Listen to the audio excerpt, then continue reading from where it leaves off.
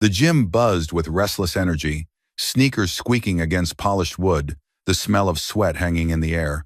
In the middle of roll call, laughter spiked, sharp, cruel. A sudden lunge, the rip of fabric, and the new teacher's shirt tore open under mocking hands. For a heartbeat, the room froze, half in shock, half in anticipation. But her eyes, calm and unflinching, told a different story. Before anyone could blink, the balance of power shifted, and the lesson that followed would never be found in any textbook. The roar of voices in the Oak Ridge High Charter Academy gymnasium was a living thing, restless, loud, and layered with the restless rhythm of adolescence. The bleachers trembled faintly beneath the shuffle of hundreds of sneakers, and banners in the school's bright gold and green swayed with the air stirred by excited movement. At the center of the polished hardwood floor stood Camille Harris, 29 years old, a young black woman with posture straight as a ruler, eyes scanning the crowd, and in her right hand, curled tightly enough for her knuckles to pale, a small silver whistle. It was old and unpolished, its surface marked by years of use. The noise pressed in on her, but she did not flinch. Her thumb grazed the familiar curve of that whistle, and for an instant the gym faded. She was 12 again, standing on the cracked asphalt court behind Jefferson Middle School. The day of the championship game. She could still feel the cold sting of betrayal when a referee, one who had called her kiddo with a friendly wink, looked the other way as her shot was blocked with a shove, sealing the win for the opposing team. She had swallowed her protest back then, and the weight of that silence had traveled with her through the years. That whistle, bought for her by her uncle the night before that game, had remained with her ever since, a quiet promise that one day she would stand in a place where her voice mattered. The vision dissolved, and she was back in the gym. Students leaned forward in their seats, sizing her up as only teenagers could, blunt, unapologetic in their curiosity. Some looked bored, others smirked. The sharp-eyed among them measured her not by her credentials, but by the way she held herself under their collective gaze. Oak Ridge High was not just another charter school. It was the pride of Brookhaven, North Carolina, a place where academics were solid but athletics were the beating heart. More specifically, football. 3 state championships in 5 years under the relentless leadership of head coach Darren Whitman. In this town, Whitman was not merely a coach, he was a kingmaker. His players were local celebrities, and his influence reached far beyond the field. Teachers knew it, parents knew it, and the school board certainly knew it. Camille's path to this gym had been anything but charmed. After earning her degree in history and social policy, she had been swallowed by the tide of student debt. Then came the call from her mother's doctor, words like long-term treatment and at-home care etched into her memory. The stable teaching job she had once hoped to find had become an urgent necessity, not just for her own survival, but for her mother's Oak Ridge had an opening for a long-term substitute in social studies. It was not ideal, but it was steady, and it was in the same county where her mother lived. She remembered the call from Principal Karen Holt, her voice bright and polite, layered with a kind of professional detachment. "We like candidates who can adapt," Holt had said. "Our environment is spirited." It had sounded like a compliment, but Camille knew a warning when she heard one. Now, on her first day, Holt greeted her at the entrance to the main office. The principal was a tall, spare woman in her 50s, her handshake firm but cool. "Welcome to Oak Ridge, Miss Harris," she said, her tone smooth as glass. "We value resilience here. You will find our students lively." They walked together down the gleaming hallway lined with trophy cases. Most of the plaques bore football helmets and team rosters. "Coach Whitman has done remarkable things for our athletics program," Holt continued, the faintest note of pride threading her words. "He demands excellence, and his players respect him for it. We try to foster that same spirit in all areas of our school." Camille offered a polite smile, but she caught the subtle glance Holt gave her, measuring, as if trying to gauge how much she could endure before bending or breaking. In the faculty lounge, the air smelled faintly of burnt coffee and lemon disinfectant. Conversations ebbed and flowed in hushed tones as teachers clustered in 2s and 3s. Heads turned briefly to glance at the newcomer before turning back to their own quiet discussions. Camille set her bag on the counter, adjusting the strap of her blouse. She was aware of the slight hush that followed her entrance, curiosity wrapped in politeness. She poured herself a cup of coffee, trying to map the social landscape in the few seconds of silence between greetings. That was when she heard it. A voice, low and deliberate, close enough for only her to hear. "Be careful with Whitman and his crew." She turned. Marcus Alvarez stood there, a man in his late 30s with kind eyes shadowed by something heavier, weariness, perhaps. His lab coat was dusted with faint chalk streaks from the morning's work. He gave her a small nod, the kind that carried weight far beyond a simple hello. Before she could respond, he moved toward the door, leaving the words hanging between them like a thread pulled taut. Camille wrapped her fingers around the whistle in her pocket once more, its cool metal pressing into her palm.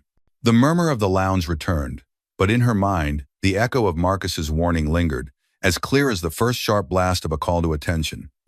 And she knew, without quite knowing how, that the game here was already in motion. The morning sunlight streamed through the tall, dust-flecked windows of room 204, painting long stripes of gold across the polished desks. Camille stood at the front of the classroom, the faint scent of dry erase markers in the air, her lesson plan neatly arranged on the podium. It was her first period with 11th grade American history, and she could feel the subtle weight of 100 unseen eyes from the hallway just minutes earlier. The whistle in her pocket pressed cool against her palm, a reminder to keep her center of gravity steady. Students filtered in, some with backpacks slung low, some dragging their feet as though the day had already claimed their energy. Among them, one figure moved with an ease that drew eyes without effort. Tall, broad-shouldered, his Letterman jacket slung over one arm like a casual banner, Cole Whitman entered the room as though it were his home turf. She had seen him in the trophy case photographs, always near the center, helmet tucked under one arm, smile precise, flanked by teammates. In person, that smile had a different edge. It was measured, calculated, and behind it lay an authority that did not come from grades or faculty approval. "Morning, class," Camille began, her voice even. A ripple of movement as students settled. Cole dropped into his seat near the back, two of his teammates anchoring his left and right like silent bodyguards. He leaned back, one arm draped over the chair, gaze fixed on her in a way that was almost evaluative. It started small, a whisper to the boy beside him, a chuckle, eyes flicking toward her. Then louder. "Miss Harris, is it? That's a long way from Oak Ridge. You from the city or somewhere warmer?" The words carried a lazy grin, but the tone was laced with something sharper, something designed to test. She met his eyes. "I am from here in North Carolina," she replied, keeping her tone measured. "And today, we are going to look at Reconstruction after the Civil War." A few students turned in their seats to watch the exchange. Cole's smile widened, as though the lesson was secondary to the game he was beginning. "Just making conversation. I like to know who's teaching me, background, heritage, that sort of thing." The implication sat between them like a small, unwelcome guest. Camille felt the warmth rise in her chest, but she steadied her breath. She had met this type before, the kind who disguised a challenge as charm, the kind who wanted her to flinch. The class went on, her voice threading through the history of constitutional amendments, rights won and rights denied. Yet, at the back of the room, Cole maintained his quiet performance, passing a folded scrap of paper to his right, tapping his pen in rhythm, making sure she felt the presence of his orbit without disrupting it enough to be called out. Midway through the lesson, a soft knock at the door. Marcus Alvarez appeared, holding a cardboard box labeled Science Department. "Sorry to interrupt," Marcus said, stepping inside. "Delivery from the boosters. Cole, this is for you." Cole rose, almost languid, and crossed the room. He opened the box for all to see, a set of precision glass beakers and lab tools gleaming under the fluorescent lights. "For the chemistry lab," he announced, loud enough for the class to hear. "Thought they could use an upgrade." Marcus gave a small nod, and a few students murmured admiration. "That's very generous," Marcus said. Cole smiled, but it was not for Marcus. It was for the audience. Just giving back, Camille saw it then. The second skin he wore, the version of himself the adults praised, the benefactor, the leader. It was a mask polished to perfection. And yet, she could still feel the undercurrent from earlier, the testing edge of his words. The bell rang, scattering students into the hallway. Camille gathered her papers, conscious of the hum of voices outside. As she stepped into the corridor, the crowd shifted around her like a current.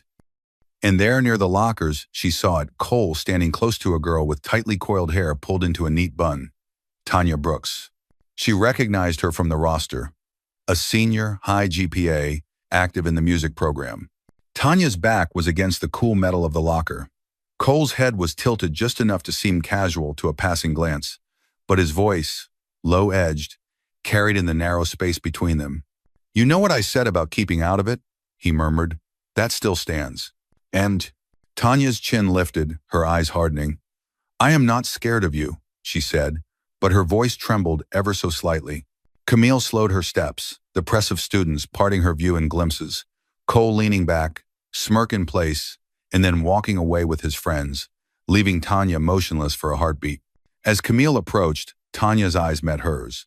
There was a flicker there, hesitation, calculation. Before Tanya spoke, her voice just above a whisper. "If you stay here long enough, you will understand," she said. Camille frowned slightly. "Understand what?" "They do not just play football." Tanya's gaze drifted past Camille, toward the hallway where Cole had vanished. "Not even close." The warning settled into Camille's mind like a seed in dark soil, ready to take root. Around them, the hallway noise swelled, lockers slammed, and the tide of students swept on toward their next class. But in that moment, the air between teacher and student was still, heavy with something unspoken, and Camille felt the faintest chill that had nothing to do with the school's air conditioning. She knew then that her first contact was not a handshake, not a welcome, but a message. And the game she had stepped into was far more layered than she had imagined. The rain came without warning that Thursday afternoon, a sudden curtain against the high windows of the Oak Ridge High Library. The building seemed to hold its breath beneath the steady percussion on the glass, the scent of damp concrete drifting in from the courtyard. Camille sat at a corner table with a stack of yearbooks, policy binders, and faculty meeting minutes spread before her like pieces of an unfinished puzzle.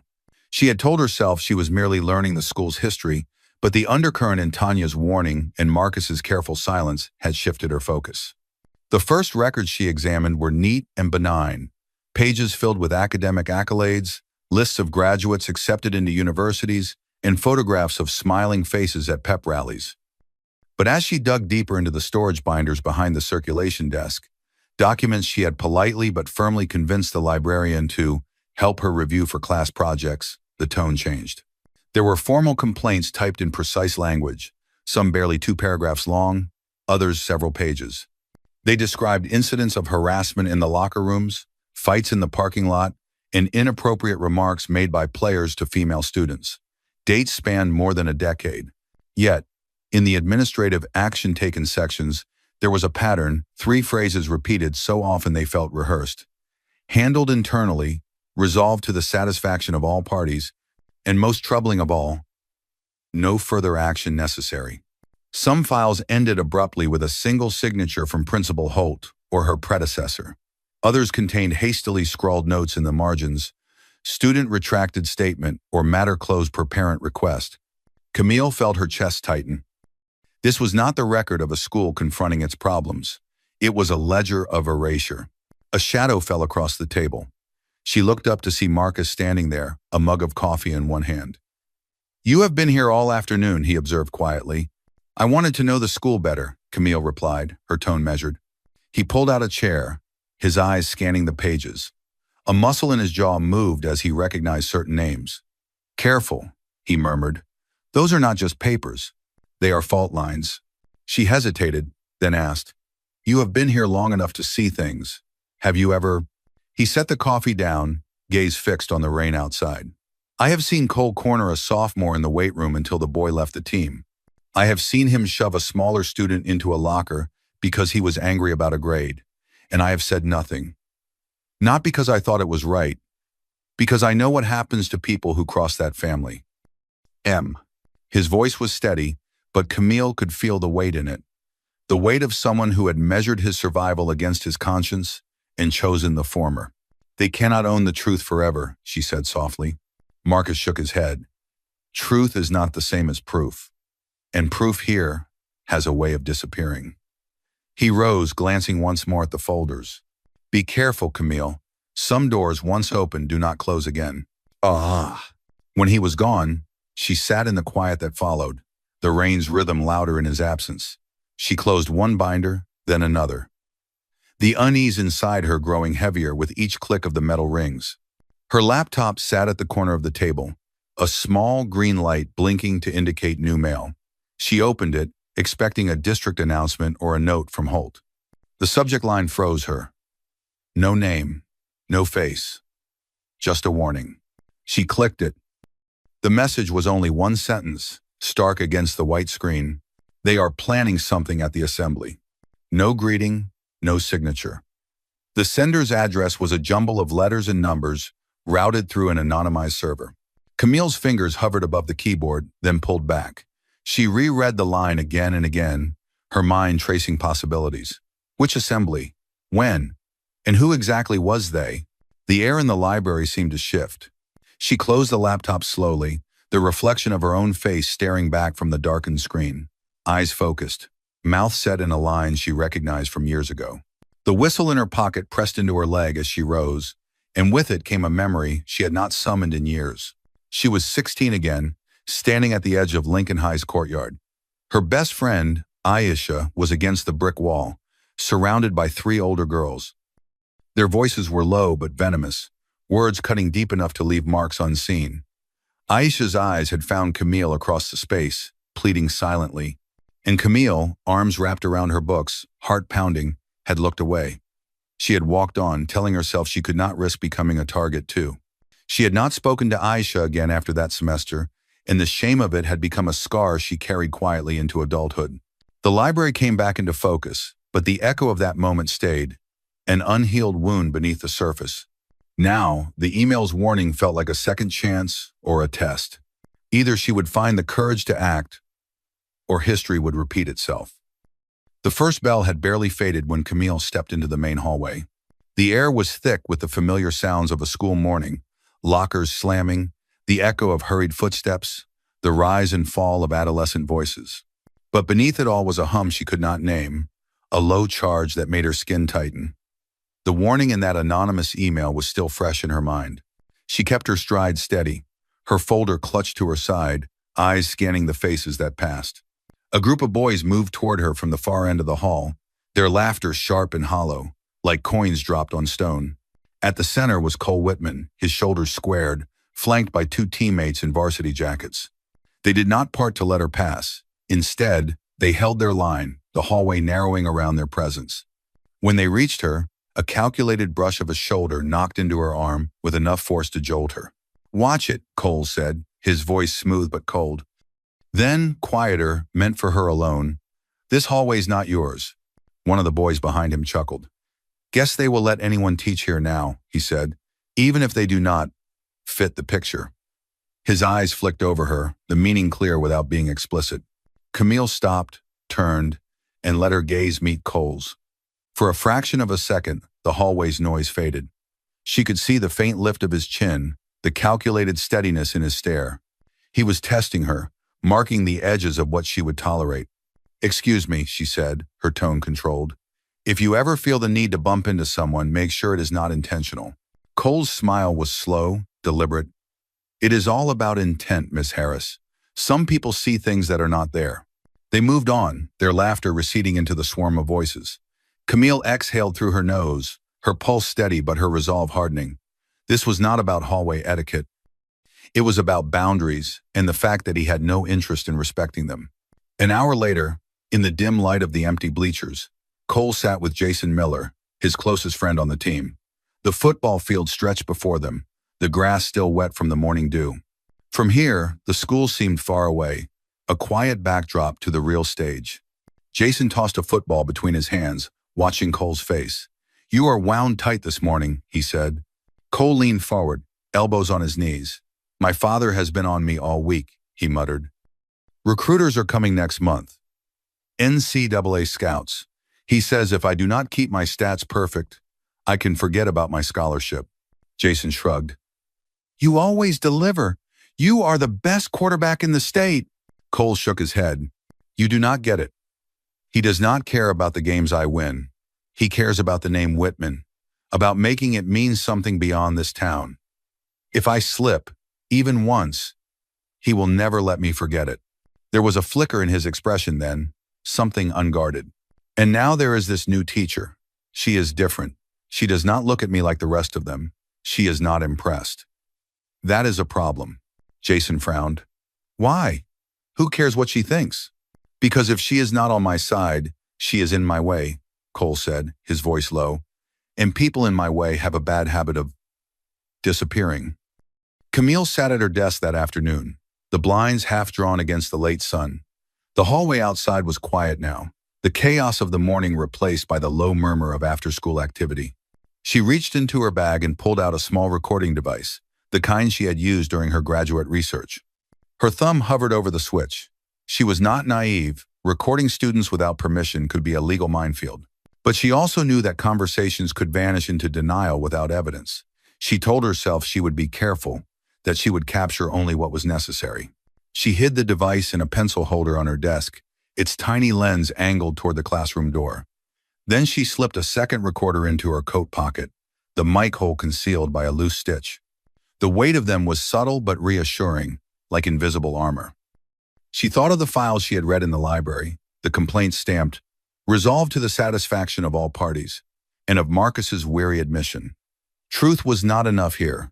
Proof was the only currency. That evening, she left her classroom with a stack of graded essays in her arms. The corridors were dim, the overhead lights buzzing faintly. She was halfway to the faculty lounge when a shadow detached itself from the wall. Marcus stepped into her path, his eyes sharp in the half-light. "I saw you today," he said quietly. Camille shifted the papers in her arms. "Saw me what?" "Recording. Or trying to." His voice carried no accusation, but it was heavy with warning. She met his gaze. "You told me truth is not the same as proof. I am just preparing." He glanced up and down the empty hallway before speaking again. "You are not wrong, but you need to understand something. This is not a game you can play from the sidelines. Once you start, there is no going back." Camille's fingers tightened on the stack of papers. "Maybe I do not want to go back." Marcus studied her for a long moment, then shook his head. "Be careful, Camille," he said. "You are playing with fire, and around here, fire does not burn the people you think it will." He walked away, his footsteps fading, leaving her standing alone in the dim hallway. The silence pressed in, and somewhere deep inside, she felt the quiet click of a line being crossed. There would be no turning back now. The late morning sun drifted through the half-open blinds of room 204, laying bars of light across the rows of desks. Camille stood near the whiteboard, marker in hand, reviewing the quiz results from the previous week. The air carried the faint scent of freshly sharpened pencils and the lingering energy of a class that had just begun. Cole Whitman sat near the back, posture relaxed, one leg stretched under the desk. Today, his gaze was sharper than usual, but his smile was polished, the kind of expression that, from a distance, could pass for warmth. He raised his hand. "Yes, Cole?" Camille said, keeping her tone even. "I think the class could use a little incentive," he said. "We should try for the school's trivia competition next Friday. History round. I can put together a study group after practice." A ripple of interest passed through the room. A few students nodded, some whispered. Trivia competitions were a small but public event. Winning meant a photograph on the school's website and a mention in the morning announcements. Camille measured him for a moment. It was a clever move. Offer help, claim leadership, and win admiration all at once. "If the class is interested, I do not see why not," she said. Cole flashed that easy grin. "Great. I will arrange it." The rest of the period flowed more smoothly than usual. When students answered questions correctly, he clapped quietly or murmured encouragement. When one student hesitated over a date, he leaned forward and whispered the correct answer. By the end of the hour, the room felt lighter, and even Camille could sense the shift. He was building something, an image of the cooperative, engaged student who improved the environment for everyone. As the bell rang, several students approached him to ask about the study group. He gave each a nod or a brief word, orchestrating the scene with the subtlety of someone who understood the power of appearances. Camille erased the board slowly, aware of how easily this version of Cole could charm the uninformed. The hallway after lunch was alive with movement, backpacks slung over shoulders, the clang of lockers, a tide of conversation that ebbed and surged. Camille walked toward her classroom, scanning for Tanya Brooks. She spotted her near the east stairwell, standing close to the wall, her expression guarded. When Camille drew near, Tanya stepped forward. "Can we talk?" Her voice was low, the words almost lost in the surrounding noise. Camille nodded and led her into the empty music room across the hall. The space smelled faintly of rosin and sheet music, the grand piano covered in a thick dust cloth. Tanya glanced toward the door, then reached into the pocket of her jacket. She held out a small black USB drive, its surface scratched and worn. "I recorded something," Tanya said, her voice taut. "You need to hear it, but not here." Camille took the drive carefully, the weight of it disproportionate to its size. "When?" "Yesterday. They were in the locker room. I was waiting to talk to a friend, and the door was cracked open. I heard Cole talking to Jason and Trent. I thought maybe it was just bragging, but after the way he has been watching you," she trailed off, "you will understand when you listen." Camille searched Tanya's face. There was fear there, yes, but also a resolve that reminded her of a coiled spring, tense, ready to snap if pushed too far. "Thank you," Camille said quietly. "You did not have to take this risk." Tanya's jaw tightened. "Somebody has to." That evening, after the building had emptied and the sun had dipped low enough to paint the horizon in muted orange, Camille locked her classroom door and sat at her desk. The USB drive rested beside her laptop like an unblinking eye. She inserted it, the computer chiming softly. A single audio file appeared on the screen. "Locker, room, 3 p.m., way." She pressed play. At first, there was only the hollow echo of voices bouncing off tile walls, the muffled thump of a locker closing. Then, Cole's voice, unmistakable, even without the visual to match. "Assembly's perfect," he was saying.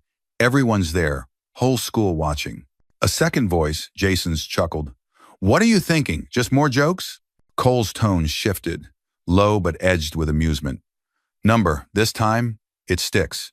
Tear the shirt right in front of everyone, let her stand there, see if she can still teach after that." The sound of laughter followed, 3 distinct voices. Then Trent's voice. "You are serious?" Cole again, without hesitation. "Dead serious. One pull, and the whole gym knows who runs this place." Camille sat back, the chair creaking under her.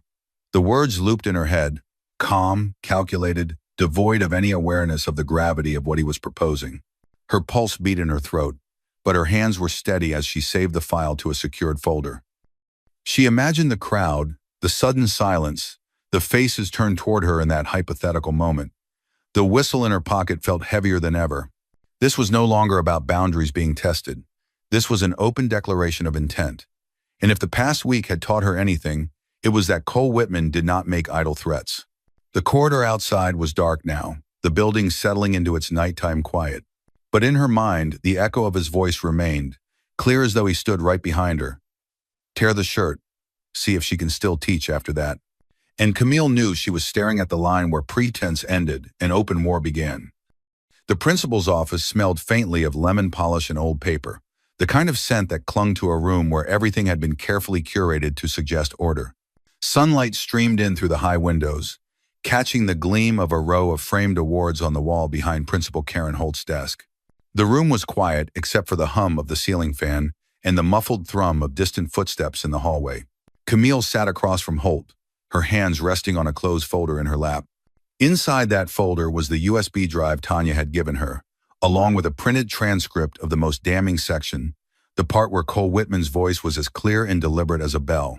Holt's eyes were sharp but unreadable, her hands folded neatly on the desk in front of her. "You said you had something urgent, miss." "Harris?" she began, her tone perfectly polite, but with the clipped cadence of someone who did not expect to be challenged. "Yes," Camille said, willing her voice to stay calm. She placed the folder on the desk and opened it, sliding the transcript forward so that it lay in the pool of light from the window. "This is a recording. It captures a conversation in which a student, Cole Whitman, describes, in detail, an intention to physically humiliate me during the school assembly. It was corroborated by 2 other voices." Holt did not touch the paper. She glanced down briefly, scanning the text, then leaned back in her chair. "And how exactly did you obtain this recording?" Camille held her gaze. From a student who overheard the conversation and had the courage to document it. The principal's lips pressed together in a thin line. Miss Harris, I do not think you fully understand the position you are putting yourself in. Our school's policies are very clear. Recording students or staff without their consent is strictly prohibited. It is a violation of privacy and district regulations. Her voice was soft, almost sympathetic, but the undertone was unmistakable, a warning cloaked in administrative language. That policy exists to protect individuals from exploitation, Camille replied, her tone even. It does not exist to shield perpetrators from accountability when they threaten physical harassment. Federal law supersedes district regulations in matters of civil rights and discrimination. Holt's expression did not change, but her fingers tapped lightly on the desk. You are treading on dangerous ground. I have seen teachers lose their positions over less. Camille felt the weight of those words, but she leaned forward, her voice steady. Title IX of the Education Amendments of 1972 prohibits discrimination on the basis of sex in any education program or activity receiving federal financial assistance. That includes sexual harassment and hostile environments. You have an obligation, legal, not just moral, to investigate and take action when credible evidence of harassment is presented. The ceiling fan hummed overhead, its slow rotation marking the seconds between them. I am bringing this to you directly, Camille continued, because I believe in due process, but I am also aware that the law allows me to file a formal complaint beyond this building if necessary. I will not ignore a direct threat to my safety in the workplace, nor will I allow a student to believe he is untouchable. For a moment, Holt said nothing. Her eyes searched Camille's face, as if weighing not just her words but her resolve. Then she gave a small, tight smile. You are a very determined woman, Miss Harris. I have to be, Camille replied. The principal gathered the transcript into a neat stack and slid it back across the desk. I will review this. In the meantime, I suggest you focus on your teaching and let the administration handle matters of discipline. Camille recognized the dismissal for what it was. She stood, her hands steady, even as her pulse thudded in her ears. I hope you do handle it, Principal Holt, because if you do not, others will. She left the office, the quiet click of the door closing behind her. In the hallway, the air felt heavier, as if the building itself were holding something back. She took a slow breath, the whistle in her pocket, a familiar weight against her hand. Inside the office she had just left, Holt picked up the phone. Her voice, low and deliberate, carried through the stillness of the room. Darren, she said, we have a problem. The rain had returned by nightfall, drumming softly against Camille's apartment window. She sat at her kitchen table, a single lamp pooling light over her laptop, and a small spread of documents. The rest of the room lay in shadow, her coffee gone cold at her elbow. In the silence, she could hear her own heartbeat. She opened the encrypted messaging application she had used only once before, back in graduate school for a legal research project. The cursor blinked steadily in the recipient field as she typed the name, Valerie Price. Camille had heard of Agent Price long before she ever imagined needing her help. Price was with the Civil Rights Division of the Department of Justice. A woman with a reputation for being unflinching when it came to cases involving harassment and discrimination in education. More than one colleague in her former legal circles had described her as the kind of person who knows the rules well enough to make sure they cannot be twisted against the victim. Camille typed carefully, I am a teacher at Oak Ridge High Charter Academy. I have credible evidence of an imminent act of harassment by a student-athlete with strong institutional protection. The administration is aware and is attempting to suppress it. I need guidance. Her fingers hovered before pressing send. The reply came in less than 20 minutes. I am listening. Tell me everything. Camille exhaled and began to type, laying out the sequence. The anonymous email, Tanya's recording, the transcript she had shown Principal Holt, and Holt's invocation of district policy to silence her. She attached the audio file and the transcript, noting the source and context. This time the pause was longer, and she imagined Price reading each word with the slow care of someone measuring the terrain before stepping forward. When the reply arrived, it was precise. This is significant, but not yet enough. For probable cause, I need 2 independent sources of evidence, unrelated in origin, and 1 adult witness who can corroborate your account directly. Without these, the case is vulnerable to dismissal. Do you understand? Camille tooped back. Yes. I understand. And, Miss Harris? Collect them quickly. Timing matters. Once the act occurs, the harm is done. My job is to make sure it never reaches that point. She closed the laptop slowly, the lamp casting her shadow long across the table. 2 sources, 1 adult witness. She already had Tanya's recording. Now she needed something else, something that could not be traced back to Tanya, and she needed Marcus. She found him the next afternoon in the science lab, bent over a microscope while a beaker steamed faintly beside him. The air smelled faintly of copper and ammonia. He did not look up when she stepped inside, but his voice carried across the counter. I thought you might come. Camille came closer. I need your help. That sounds like trouble, he said without lifting his eyes from the lens. It is not just trouble, she replied. It is what you warned me about. Cole is planning something at the assembly. I have 1 recording from a student, but I need a second source. And I need an adult witness. You are the only one who has seen enough to connect the dots. He leaned back from the microscope then, studying her with a guarded expression. You want me to stand up in front of federal investigators and point at the most protected student in this school? You know what that would do to my career. Yes, Camille said softly. I know exactly what it would do, but I also know what happens if we do nothing. You have seen it, I have seen it. We both know the administration will not intervene until after someone is harmed. His jaw tightened. You think I have not tried? Years ago, at my last school, my sister was a freshman there. She was quiet, kept to herself. A group of older students decided she was an easy target. It started with whispers, then things in her locker. Then one day they cornered her in the gym. I reported it. I filed statements. Do you know what happened? Camille's voice was barely above a whisper. What? They told me there was no evidence. The only other witness was another student, and they dismissed her testimony. My sister transferred halfway through the year. She never went back to school sports, never joined another club. She still will not walk into a gym without looking for an exit. He looked away, blinking hard. I stayed silent here because I told myself I could not go through that again. Camille stepped closer. Marcus, this is your chance to make sure it is different this time. I am not asking you to risk your career for nothing. I am building a case with the Department of Justice. We will have more than 1 witness, more than 1 source. But without you, they will call it hearsay. He rubbed a hand over his face, the lines of conflict etched deep. You are asking me to put my name on something that will make me a target in this town. My mortgage is here, my family is here. I am asking you, she said, her voice steady but warm, to help me make sure that no other teacher or student has to go through what your sister did. You told me once that some doors, once opened, do not close again. I think this is that door. The silence stretched. Outside the lab windows, a storm was gathering, the clouds pulling darker over the parking lot. Marcus looked toward it as though the shifting sky might offer him an answer. Finally, he shook his head just once, but when his eyes met hers, there was a flicker of something else. Not agreement. Not yet, but not refusal either. I need to think, he said.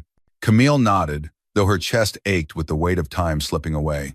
She turned to leave, the echo of her footsteps sharp on the tile.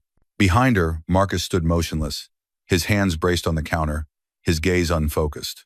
And though he had not said the words, she caught the brief light in his eyes, a glimmer that told her he might not remain silent forever. The late afternoon light filtered through the blinds of the music room, casting soft stripes across Camille's desk. The air felt unusually still, as if the day itself was holding its breath. Camille sat with her phone pressed to her ear, her voice low but warm.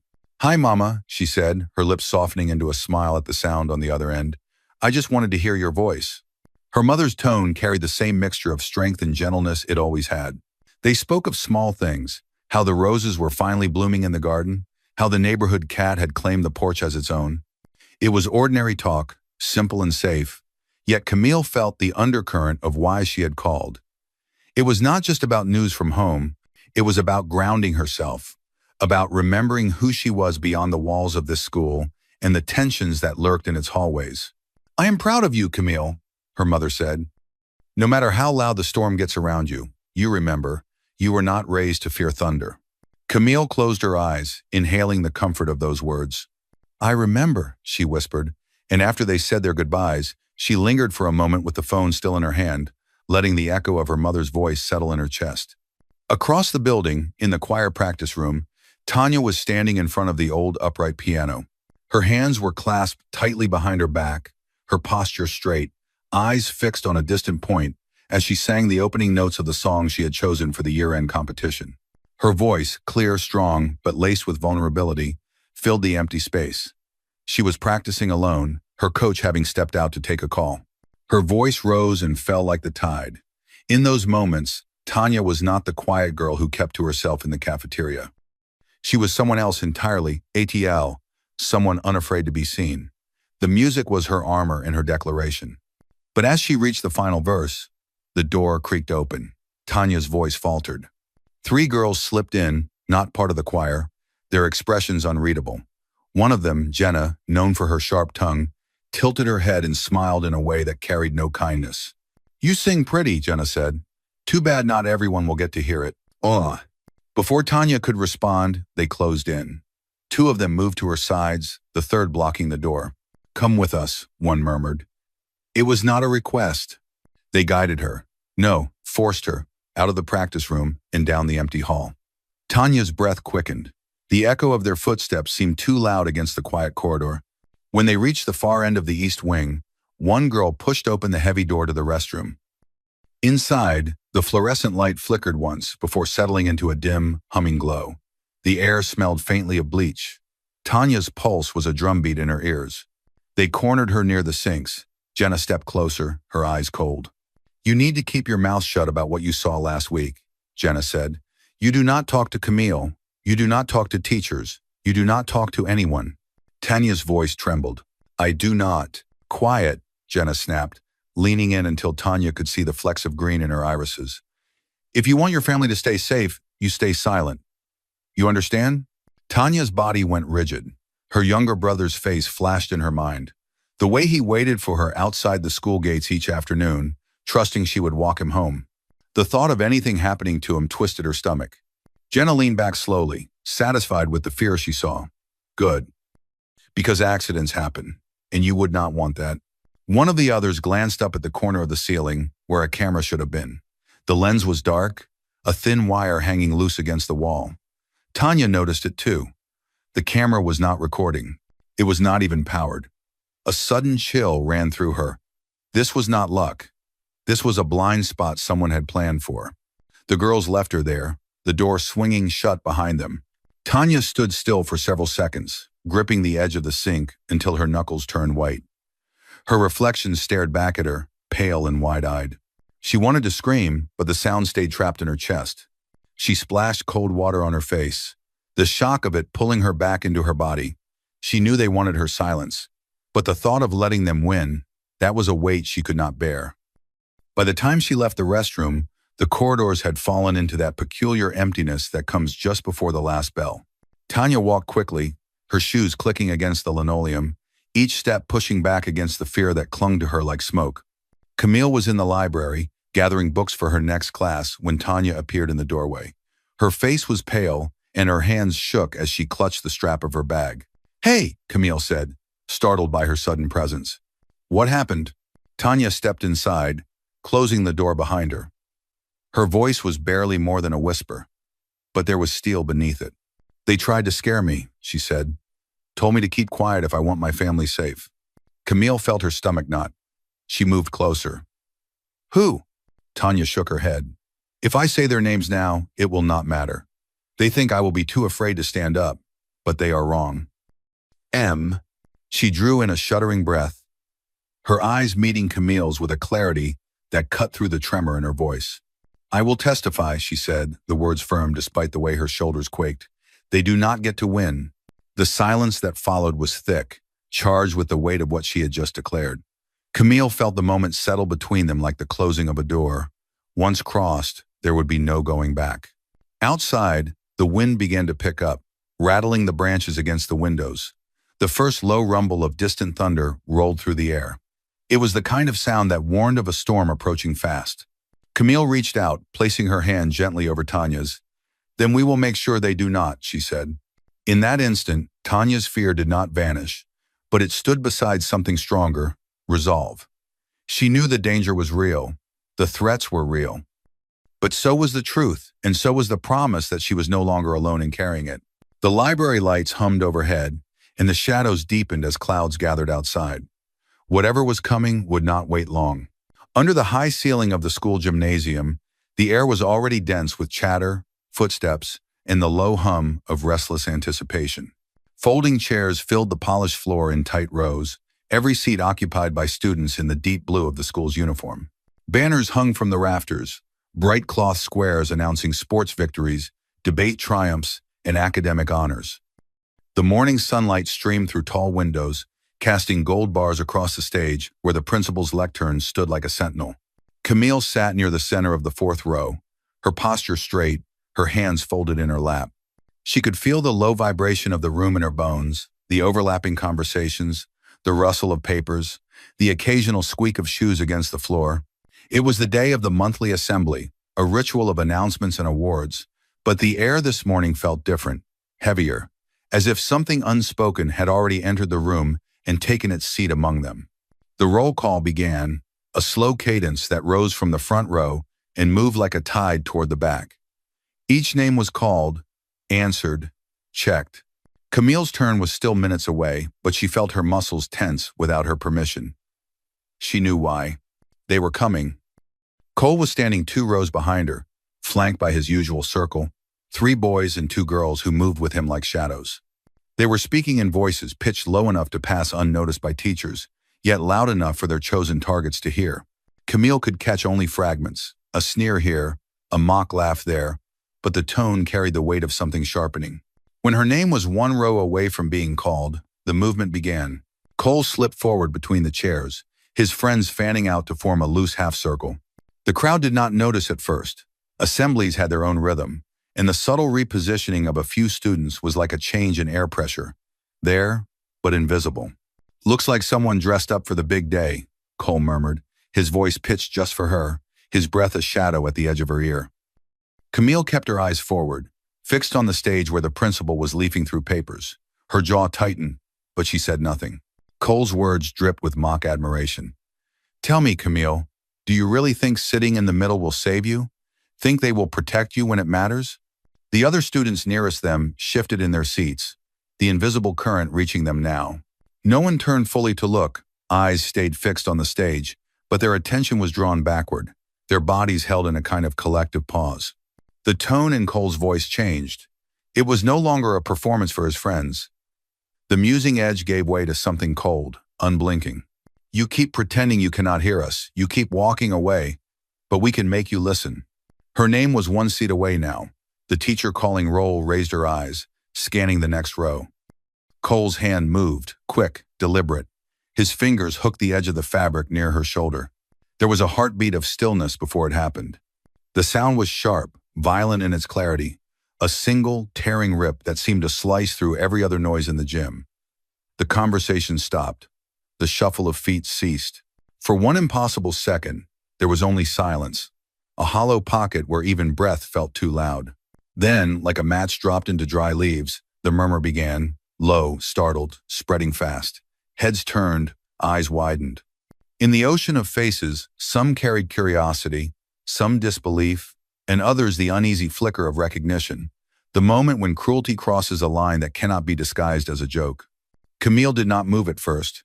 Her hands had risen slightly when the fabric tore, but they lowered again with deliberate calm. She could feel the heat of every gaze pressing in on her, the circle of Cole's friends standing too close, their expressions caught between satisfaction and the first signs of unease. The teacher at the roll call table looked up, frowning, scanning the rows to locate the disturbance. On stage, the principal's head lifted. Camille's breathing steadied. Slowly, she turned her face toward Cole. Her eyes found his, not in accusation, not in shock, but in a stillness so absolute it cut through the chaos around them. It was the look of someone who had already weighed the cost and made her decision. Her right hand slid into her pocket and closed around the familiar coolness of metal. She drew it out, a small silver whistle that gleamed in the fractured sunlight. The ridged edge pressed against her palm, solid and unwavering. Her fingers curled tightly around it. The gym's restless whispering faltered, caught by the sight of that single motion. In the back of the room, a basketball clattered to the floor, rolling in a slow arc before stopping against a chair leg. Cole's smirk thinned, the easy arrogance beginning to fracture. The whistle rested in her hand, but the power it suggested was already altering the balance in the air. Camille straightened her back. The torn edge of her uniform brushed against her arm, but she did not look down. Her gaze stayed fixed, her breathing quiet, her knuckles white against the silver. In that suspended moment, the assembly hall held its breath, the hum of earlier excitement replaced by something colder, sharper, waiting. And then, the teacher's voice called out, "Camille?" She did not answer yet. Her hand remained closed around the whistle. The pause stretched, a thin wire ready to snap. Under the muted hum of the school auditorium lights, Camille slipped her arms into the sleeves of her coat. The weight of the fabric on her shoulders was more than warmth. It was armor. Each button she fastened felt like a seal against doubt, a preparation for the battlefield she was about to step onto. Her breath rose and fell in steady waves, but inside, her pulse was an insistent drumbeat against her ribs. She looked toward the front of the room, where Principal Hayes stood beside Officer Reynolds, the school resource officer. They were flanked by the wide, blank projection screen that seemed to swallow the stage in silence. The seats were packed, students, teachers, a scattering of parents, each face carrying its own shadow of expectation, curiosity, or dread. "Let us proceed," Camille said, her voice calm but edged with an unshakable resolve. Her gaze moved to the officer. "I request that we follow the formal review process. The video must be shown through official channels, with all student faces blurred except where legally permitted." She shifted her eyes to the principal. "This is for the safety of everyone involved, including the accused." Hayes hesitated. "Camille, you are certain about this?" "Yes," she replied without flinching. "If we are to address the truth, it must be done in the open, not whispered in corners. And it must be done right." Reynolds nodded, then bent to the console table at the edge of the stage. He reached into a clear evidence pouch, holding up a small, silver USB drive, its label printed in neat black text, "Property of Tanya Rodriguez." The seal was intact. "This," he said, his voice carrying across the auditorium, "contains primary footage provided by Miss Rodriguez. Alongside it, we have the official security camera logs from the school system and a sworn statement recorded by Marcus Lane." The audience shifted, shoulders tensed, knees adjusted, a hush crawling over the rows. The officer slid the USB into the port, his hands moving with the precision of someone who understood that every second of procedure mattered. On the large screen, the school's official logo appeared first, then a blue time-stamped frame. "Chain of custody has been maintained from the moment each file was submitted," Reynolds continued. "Timestamps have been verified, data has been sealed and unaltered." The first clip began. The camera angle was from the east hallway, just outside the locker bays. Even with the faces blurred, the movement was unmistakable. The shove that sent Camille's book spilling to the floor, the mocking tilt of a head, the tension in the air so sharp it seemed to cut through the auditorium itself. Gasps sounded softly among the crowd. The next segment switched to a wider shot, this one from the cafeteria overhead camera. A blur of figures surrounded a single one, Camille again. Even through the edits, the power dynamics were visible. The circle closing in, the jeers, the deliberate cornering. Then, a sudden motion, her training coming to the surface in a single, precise act of self-defense. It was not wild, it was not cruel. It was controlled, and it created just enough space for her to leave. Camille's hands rested on the back of the chair in front of her. She could feel the fabric pressing into her palms, grounding her in the present. The final piece played, Marcus's statement. His voice, steady but burdened, filled the auditorium. He recounted what he had seen, where he had been standing, and why he had not spoken up sooner.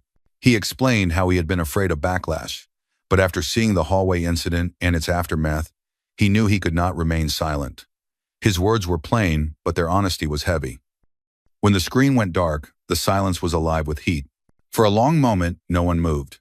Then a murmur began, soft, hesitant, like the first tremors before a quake. It spread, dividing the air between them. On the left side of the room, a cluster of students rose to their feet, their hands clapping in firm, deliberate rhythm.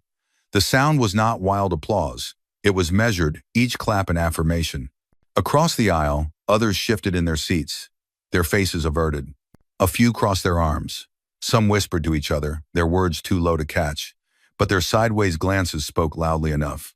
Camille felt the divide as if it were a physical line drawn down the center of the room. Her breath was steady, but her chest ached with the weight of it. She had known the truth would not unite everyone, but the raw, living fracture in front of her was sharper than she had imagined. Principal Hayes stepped forward, his eyes scanning the crowd. But before he could speak, the tension snapped into a sharper pitch. A voice from the back shouted something indistinct, swallowed quickly by the mixture of clapping and murmuring. Camille's gaze swept over them all, those who stood, those who turned away, and she understood that this was only the beginning. The applause kept its steady rhythm. The murmurs deepened. The line in the room refused to blur. And in that suspended moment, with the air split in two, the lights glared brighter on the stage, as if demanding what would come next. The air outside the school felt charged, as if the heat of the afternoon had been trapped in the crowd's collective breath. Voices layered over one another, anger, disbelief, hurried whispers, until the sound became a single, restless hum. Two uniformed officers moved first, pressing their shoulders into the crowd like men parting a heavy curtain. Their commands were steady but unyielding, hands lifted, palms out. Step back, keep the walkway clear, do not interfere. Every syllable cut through the noise, anchored by authority.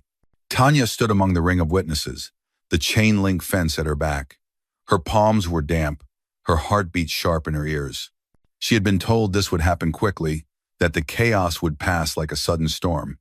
But as the officers edged closer, collecting phones from students who had filmed everything, the minutes stretched unbearably long. Across the parking lot, a forensic technician knelt beside a scuffed duffel bag. Evidence tags fluttered in the breeze like small, white flags, silent markers of the afternoon's ugliness. The officers treated the scene with a kind of reverence, careful to touch nothing without gloves. Every scrap, every footprint, every dent in the lockers behind them was photographed, bagged, sealed. Somewhere beyond the crowd, a police sergeant pressed a phone to his ear. His voice was low, professional. Tanya caught only fragments. Yes, they are here, scene is contained. Department of Justice has the file. The words sounded strange in the open air, as if the federal government had suddenly reached into their small town and taken hold. Within minutes, the hum of the crowd shifted. Black SUVs rolled in, their engines soft but heavy, like a pulse beneath the pavement. Doors opened. Men and women stepped out, not in the local department's blue, but in tailored jackets, with badges clipped to their belts. Their presence was quiet power, no shouts, no rush. Just the sure, practiced movements of people who had been here before. Tanya recognized one of them from the briefing she had been given 2 nights ago. Special Agent Rourke, tall, broad-shouldered, his expression carved from stone. He moved with deliberate steps, scanning faces, noting positions, assessing in a way that made no one feel entirely unseen. The crowd drew back instinctively. Even the boldest voices dimmed to mutters. Phones lowered. That was when Cole saw her. He was standing with 2 other boys near the athletic building, wrists loose at his sides, pretending indifference. But when his gaze locked on Tanya, the pretense shattered. His lips twisted, and his voice cut through the stillness with a raw, ugly edge. You will regret this. It was not a threat shouted to the air. It was aimed, precise, and meant for her alone. The syllables cracked like splintered wood in the space between them. Tanya did not flinch, though her fingers curled into her sleeves. She held his gaze, steady and silent. Behind her, one of the federal agents shifted subtly, a step closer, as if to absorb the weight of those words. The first arrests began almost without signal. Local officers moved in concert with the federal team, flanking Cole and the boys beside him. The snap of handcuffs was a small sound, but in that moment it seemed louder than the crowd. Cole's protests came sharp and rapid, but they were swallowed by the murmurs of students, pressing closer, trying to see. The officers did not linger. Each arrest was quick, methodical. The accused were guided toward the waiting vehicles, their faces a shifting mix of anger, confusion, and in some, an unmistakable flicker of fear. And then, without warning, the motion of the crowd stilled. From the far side of the field, 2 federal agents approached with a taller figure between them. His tracksuit was zipped to the collar, his posture rigid, but his face betrayed the tight-set denial of someone who had been certain this day would never come. "Coach Darren." Whispers rose like wind through dry grass. Players froze mid-stride. The assistant coaches exchanged startled looks, half-formed questions dying in their throats. The agents did not rush him. They guided him forward with measured steps, allowing every pair of eyes to see exactly what was happening. The steel cuffs flashed in the sunlight as they closed around his wrists. Tanya's breath caught. She had known this was possible, had been told so. But seeing it unfold, here, in the center of the field where so many games had been played under his command, was something else entirely. For a moment, the school's entire world seemed to hold its breath. And then the agents turned him toward the waiting vehicles, their hands firm on his arms, leading him past the stunned silence of his team. The image of him, once the voice that barked drills and demanded loyalty, now walking in measured shame under the weight of federal custody, would burn itself into every memory present. The last thing Tanya saw before the crowd closed around her was the glint of sunlight on the metal at his wrists. Under a pale winter sky, Tanya stood beside the unmarked van that would take her to her new school. The street was quiet, as if the entire neighborhood was holding its breath. Her mother kept one hand on Tanya's shoulder and the other clutching the strap of a worn satchel. Officer Whitaker from the task force gave a slow nod to Marcus, who was waiting by the curb. "This is it," Marcus said softly, his voice carrying the weight of too many sleepless nights. "She will be safe now." Tanya looked up at him. Her eyes still carried the faint tremor of someone who had seen too much for her age. Yet in their depths, there was also a small ember of trust, fragile but alive. "I will write you," she whispered. Marcus managed a smile, though his chest tightened. "And I will write back, every time." The van door slid shut with a dull thud, and the vehicle pulled away, leaving behind a swirl of cold air and a silence that seemed to seep into the bones. Marcus exhaled slowly, then turned to Camille, who was standing a few feet away with her coat wrapped tightly around her. She held a slim stack of papers, his affidavit, freshly signed. "This," Marcus said, tapping the top page, "is not just ink. It is my truth. And if they try to bury it, they will have to bury me too." Camille met his gaze. "It is going to cause a stir. I am counting on it." That evening, the school auditorium transformed into a crucible. Rows of folding chairs stretched toward a raised platform where the PTA and school board members sat under the bright wash of overhead lights. Behind them, a banner read Annual Community Forum, but the tension in the air promised something far more combustible. Camille took a seat near the middle, notebook in hand.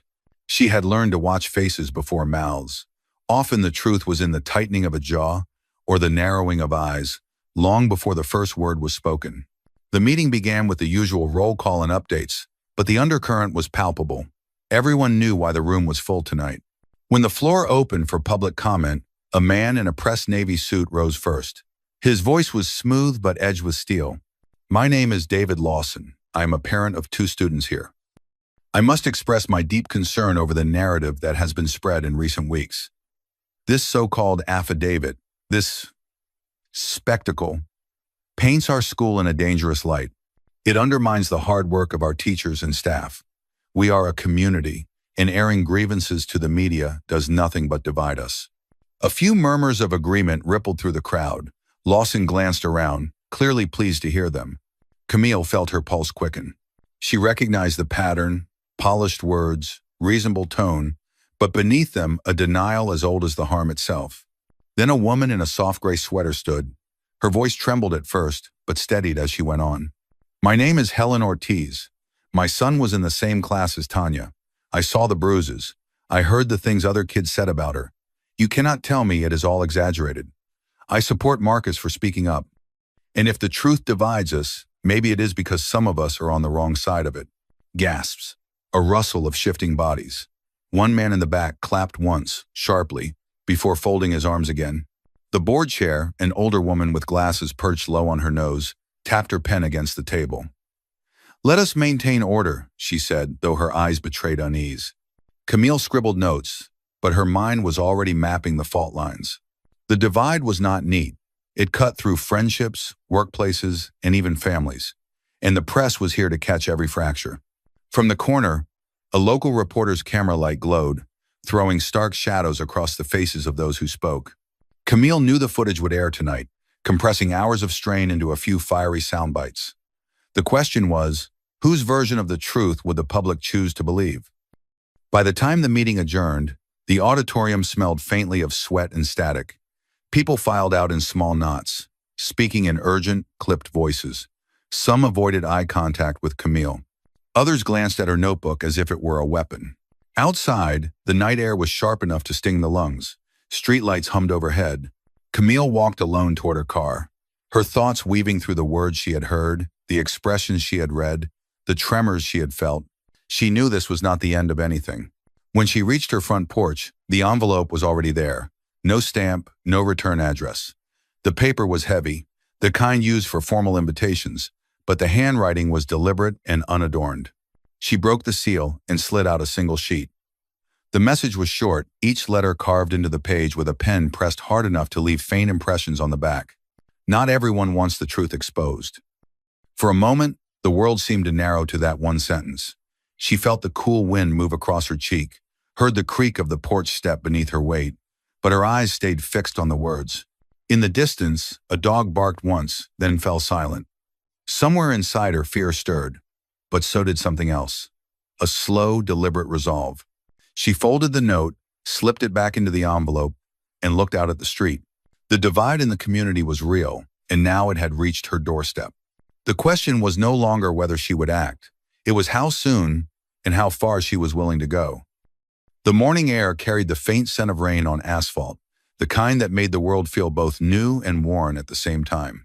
It had been one full year since that day, since the echoes of raised voices, hurried footsteps, and the shrill sound of a whistle had cut through the halls of Oak Ridge High, like lightning splitting a tree. Camille stood at the edge of the parking lot of her new school, her breath forming pale clouds in the crisp air. The district had changed in that year, though not without resistance. The headlines had faded from the front pages, replaced by fresher scandals and new debates. But somewhere beneath those shifting tides, something solid had been built.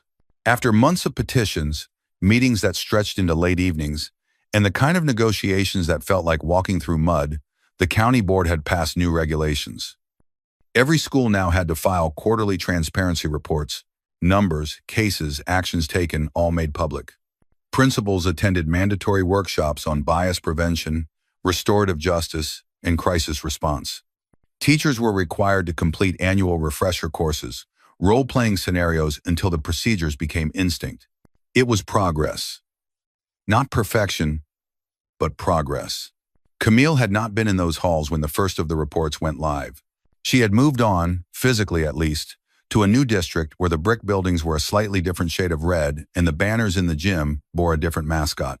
But her name had not entirely left the old town's conversations. She heard it sometimes in passing, tucked between other words when she visited the grocery store, or when a stranger's eyes lingered a fraction too long. That morning, a local news anchor's voice drifted from a cafe radio across the street. Today marks the one-year anniversary of the Oak Ridge High incident that sparked district-wide policy reform. While some community members praised the changes as overdue and necessary, others remained skeptical, citing concerns over enforcement and resources. Here's what residents had to say. Camille paused, listening as the broadcast cut to a man's voice, measured, doubtful. It sounds good on paper, but how do we know these reports are accurate? Who's watching the watchers? Then a woman's voice, firm and unwavering. For years, students felt invisible. Now at least there's a paper trail, and that means accountability. The segment ended with a neutral sign-off, but Camille felt the familiar tension coil in her chest. Change was never absolute. It was a constant argument between what could be and what was. Her phone vibrated in her coat pocket. When she pulled it out, she saw Tanya's name on the screen. The message was short, accompanied by a photo. Tanya, in a deep green graduation gown, cap slightly askew, smiling in that shy, almost guarded way Camille remembered. The caption beneath was just 9 words. "Thank you for standing by me when it mattered." Camille stared at the picture until her vision blurred. She had wondered, in the quiet hours after all the noise had died down, whether Tanya would be able to finish high school without being pushed out by the weight of what happened. The image answered her in full color. Tanya had made it. Camille typed a reply, paused, then deleted it. No words felt right in that moment. Instead, she saved the photo to a folder she kept locked on her phone. a collection of faces and moments that reminded her why she still carried the silver whistle. That whistle now rested in her hand, its surface cool and smooth, catching the pale morning light. It was not just metal and air anymore. It was a reminder, a tool, a weapon of sorts, not for harm, but for calling the world to attention. She turned toward the school building. The students here did not know her history, not yet. They saw only the woman who had joined the staff to oversee student equity programs, the one who lingered in the halls between classes and spoke softly but directly when she saw a shadow cross a student's expression. Today would be the first meeting of the school's new peer advocacy group, modeled after the pilot program that had started in Oak Ridge after the incident. Camille would be there to guide them, but not to lead. Leadership belonged to the students. She took a deep breath and stepped forward, the gravel crunching softly under her boots. She could almost hear echoes from a year ago, chairs scraping, voices rising, the sickening crack of confrontation, but the sound faded with each step. In its place came the muted hum of students greeting one another, lockers slamming, and the faint rhythm of sneakers on polished floors. She reached the entrance and paused, glancing back over the parking lot. Beyond the rows of cars, the horizon was lifting into a pale gold. The day would be long. There would be more meetings, more pushback from those who thought the new rules were too much or not enough. There would be moments of exhaustion, of doubt. But the foundation was there now. It had been laid in late-night strategy sessions, in public forums where voices shook but still spoke, in the courage of students who refused to be silent. Camille lifted the whistle to her lips, not to blow it, but to feel its familiar weight and coolness. She closed her hand around it again. This was not an ending. It was the first mile of a longer road. Her voice, when she finally spoke to herself, was steady. They will not have to fight alone. With that, she stepped inside, the door swinging shut behind her. Outside, the clouds were breaking, the morning light spilling over the schoolyard, like the promise of something worth protecting. And in the quiet of her palm, the silver whistle gleamed, a small, constant reminder that while the battle would never be entirely over, the ground beneath it had changed. And that was enough, for now. The rain had stopped hours ago, but the scent of wet earth still lingered in the air.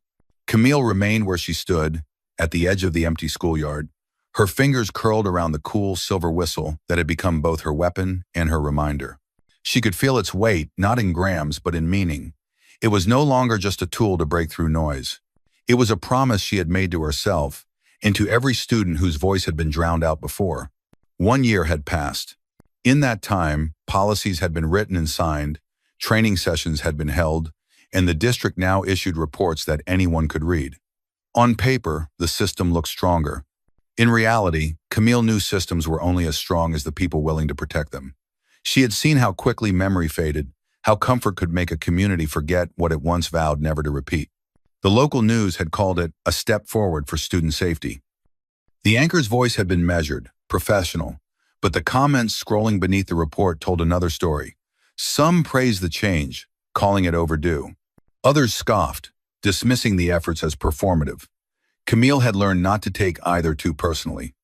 Real change was rarely met with applause from all sides. Her phone buzzed once in her pocket. It was a message from Tanya, a photo in her graduation gown, her smile wide and unguarded. Beneath it, just 7 words. "Thank you for standing by me." Camille read them twice, letting the quiet weight of those words settle inside her. It was not victory, but it was proof. Proof that the fight had mattered to someone. A gust of wind moved across the yard, carrying with it the echoes of laughter from a distant corner where a few students lingered. Camille closed her eyes for a moment and listened, not to the laughter itself, but to what it meant. A space where young people could breathe without fear, a space where they could stand a little taller. And yet, deep down, she knew the fight was not over. It never truly would be. There would always be another voice to protect, another silence to break. She raised the silver whistle to her lips, not to blow it, but to feel the cool metal against her skin. It was a reminder that the foundation had been laid, but walls could crumble if left unguarded. If you have ever witnessed injustice, you know the truth. Change begins when someone refuses to turn away. So I leave you with this.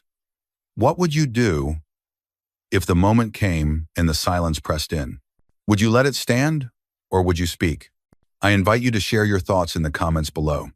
If this story has moved you, join us for the next one. Together, we can keep these conversations alive, because the fight for dignity and respect is not a chapter we close, it is a story we continue to write.